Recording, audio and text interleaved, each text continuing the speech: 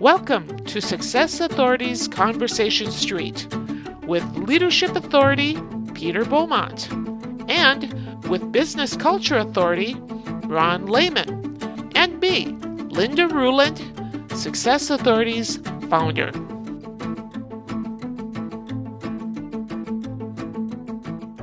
Our guest today is Stephen Crooks. He is a registered patent agent, and we have the opportunity to discuss intellectual property. Ron or Peter, do either of you have questions? No, not in advance. No, I've got about 65, I think. So it's going to be a very serious conversation. No.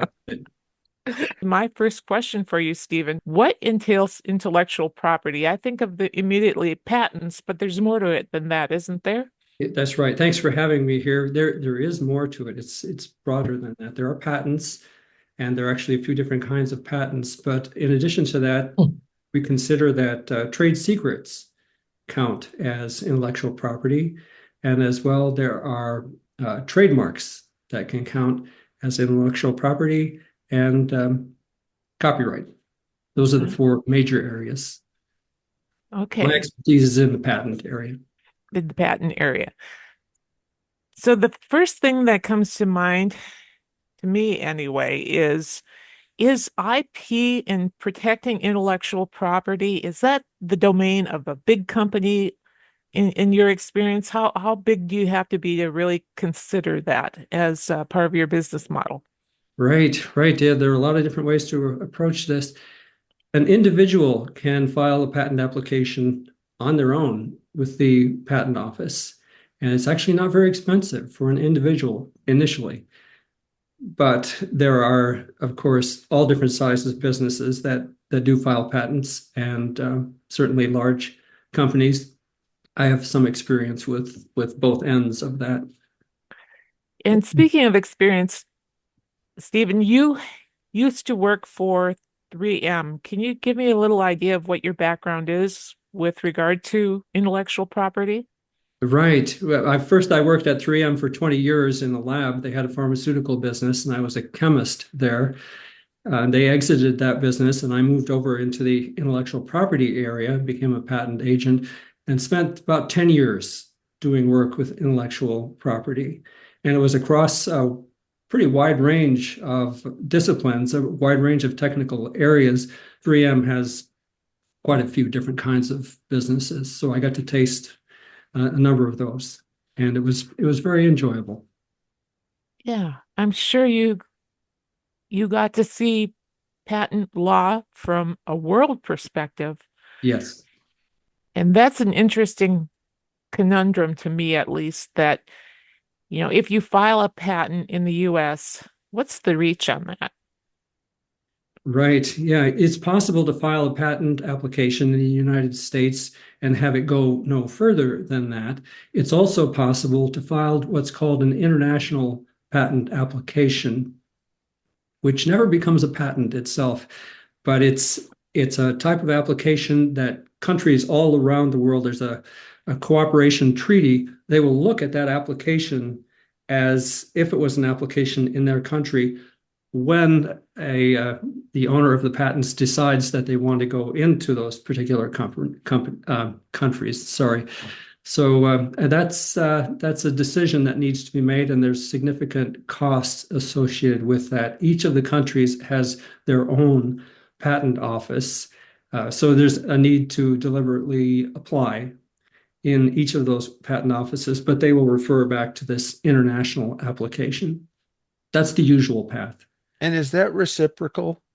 Does that work the other way, that if a foreign company has a patent in their country and then wants to come into the United States, does that same international application apply? They could go that path, or they could file directly in the United States. Okay. More common to file directly in the United States, I believe. So do I get to ask one of my 65 yet? I mean, I guess we better. Do I get to pick a number? Yeah, go ahead. Good question. So, Steve, our audience is CEOs, smaller to mid-sized companies, but Okay. what you've done obviously applies to those as well. But I guess my question is, how can smaller size companies effectively identify the intellectual property they already possess, but may not be fully aware of? Hmm. Right. It's good for them to assess what they've got, and there may be inventions that they have that they think they are the first ones to do it. And a key point, a key activity then is to search for what's already out there. There's so many, brilliant people in the world, and your company may have come up with something that appears to be, excuse me, new, but it's important to verify that. So that would be a starting point if a company thinks that they have something where they could file a patent application.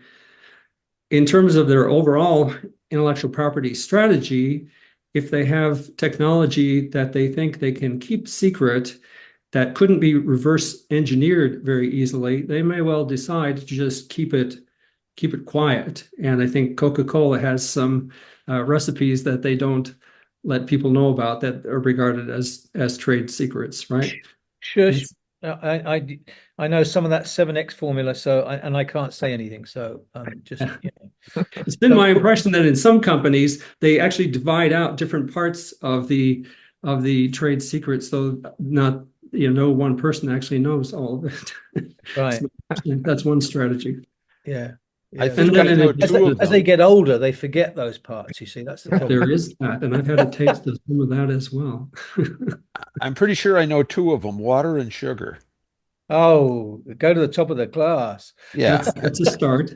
Okay, so I've got 2 out of 7. So Yeah. So if you were going to develop a follow-up really to that one, I suppose, Steve, if because you already answered quite a bit of that, but if you were going to develop an IP strategy, what steps would smaller companies be able to do within limited resources to do? Right.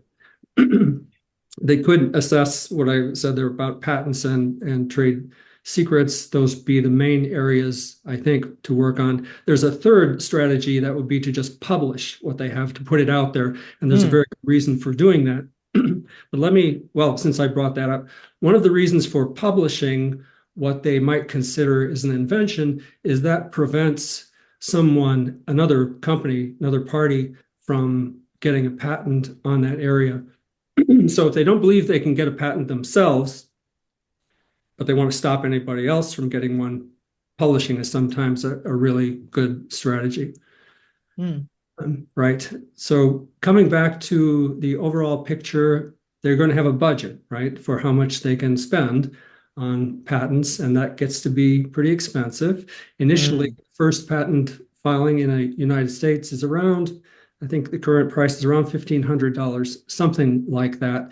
And in addition to that, paying probably an attorney to write the application, and the cost there can vary pretty widely.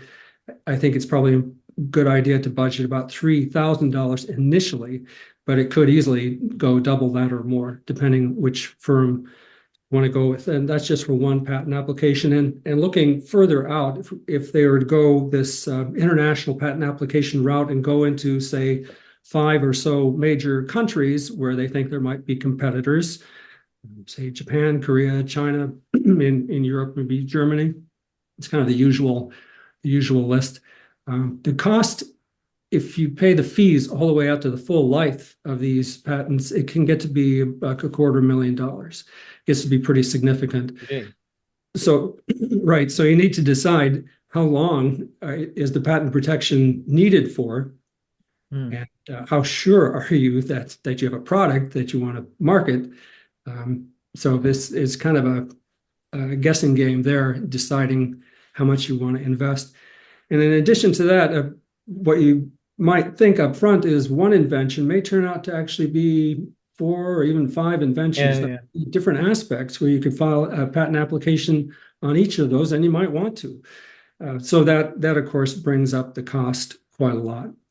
So that's just for one type of invention. I think the kind of the advice, I can't give you like attorney advice, but the advice for a very small company is to file early when they think they've got something, and file an initial patent application and get the clock moving on that, so nobody else can file and predate their application and end up, you know,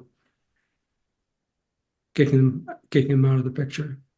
So, Steve, kind of rewind a little bit. Yeah. I'm going to try and rewind a little bit. How did you Yeah. get into this? What, from a career point of view, it's really interesting for me. Right. So I mentioned being a researcher for about 20 years. As part of that at 3M, really, I think it's an expectation that the researchers will be inventing things. Yeah. Right. Hopefully. So that's really an expectation to invent something, and so that the company can have some patents to support some products. That's the usual way. I was working in the pharmaceuticals area, and we did have patents, so I was involved as an inventor. I got involved in some of the prioritization process and deciding which things to patent, and those different aspects that I mentioned about deciding what countries to go into and for how long to run things. So I had that experience during those couple decades of working as a researcher. And when 3M company decided to exit the pharmaceutical business, I chose to go over into intellectual property, in part because I had that experience. And I felt like it was a really interesting area to see inventions all the time and try to help get patents. Yeah. So that's kind of the path that it took. Was there internal pressure to come up with the next Scotch tape or Post-it? Because those are the ones that we always hear about. As they invented Post-its, and I always was curious of people. I always asked people who've worked at 3M, was there this sense that, hey, we need the next Post-it?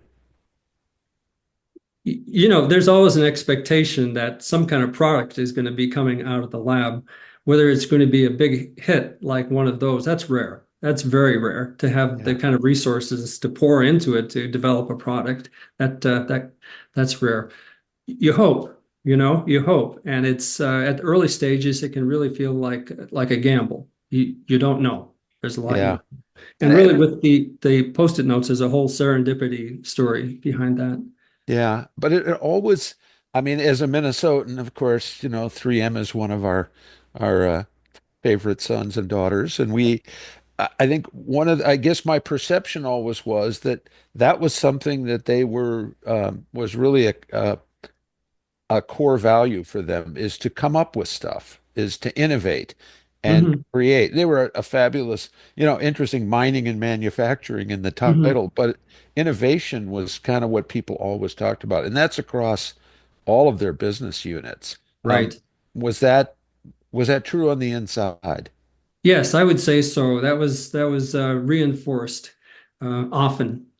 I would say we were all aware of the importance of that. Yeah. And it always also seems like, and this probably changed over time, but you were given the time and the resources along with that expectation.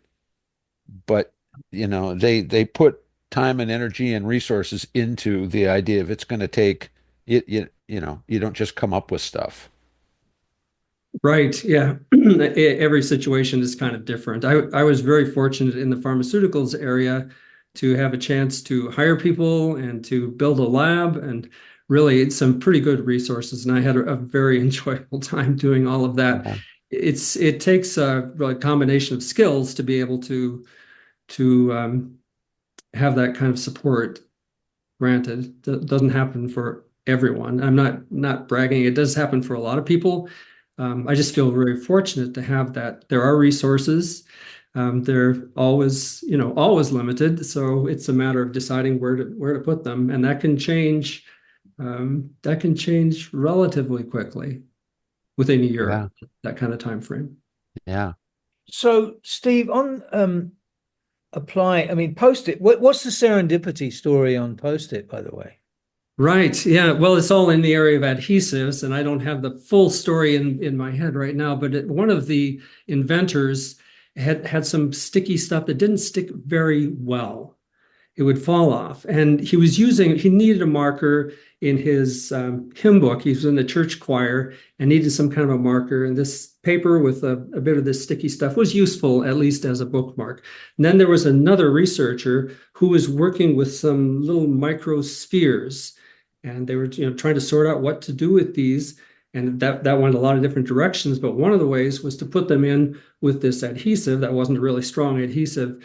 And it helped to give the property of being able to remove these notes pretty easily. They worked with the adhesive to make it stronger, but the addition of these small spheres helped to give the property of the Post-it notes that we know today. And actually, they've got a range of stickiness depending on the needs that people have.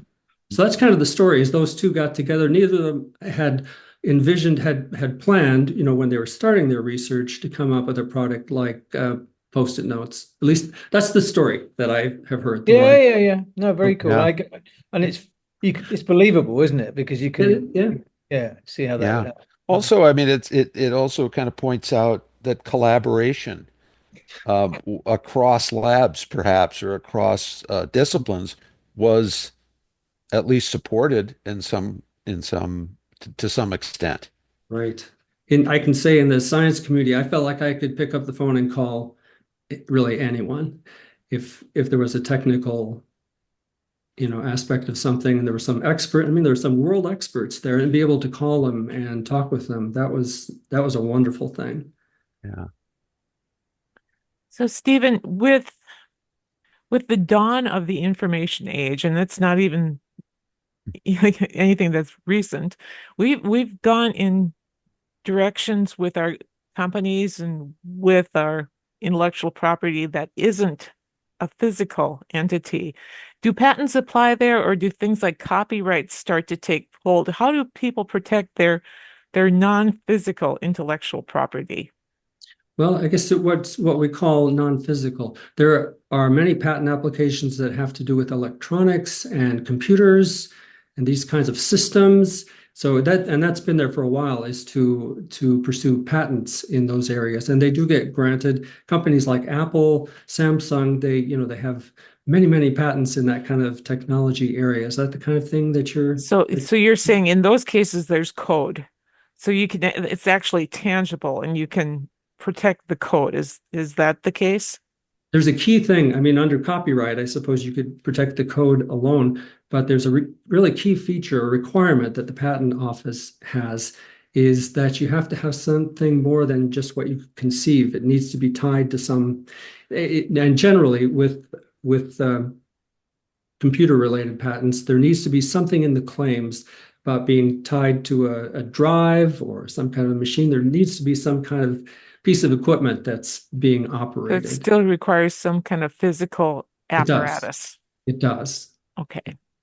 All right. So everybody's talking about it. Well, most people are. AI. So let me throw that little grenade into the room. So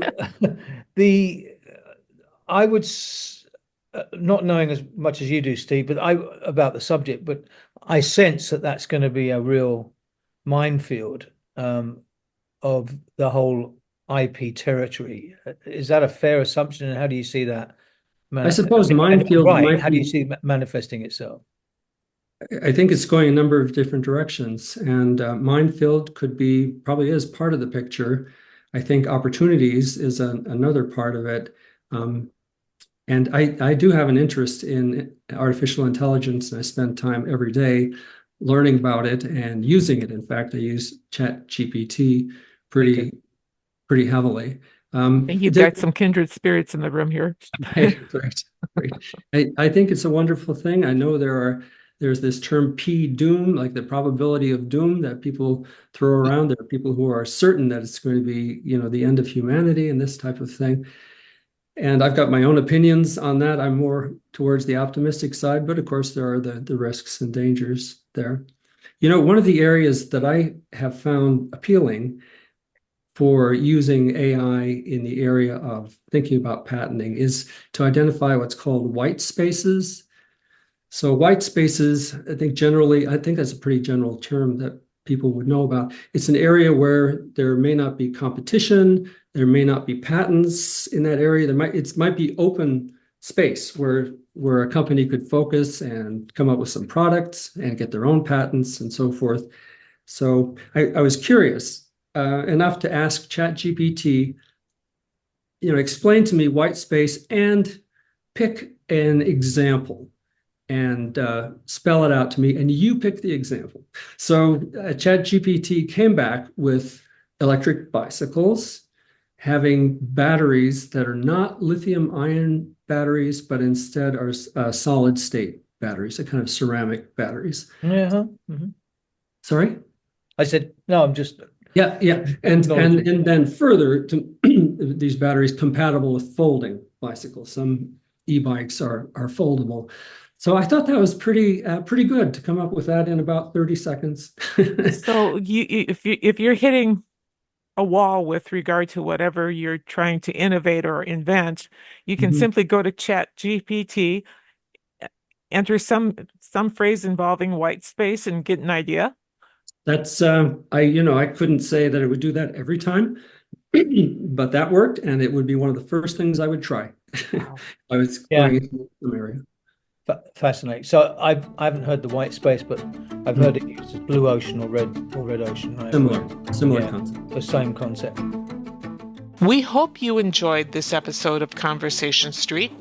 For more information or to schedule a private conversation with Success Authorities, email us at inquire@successauthorities.com.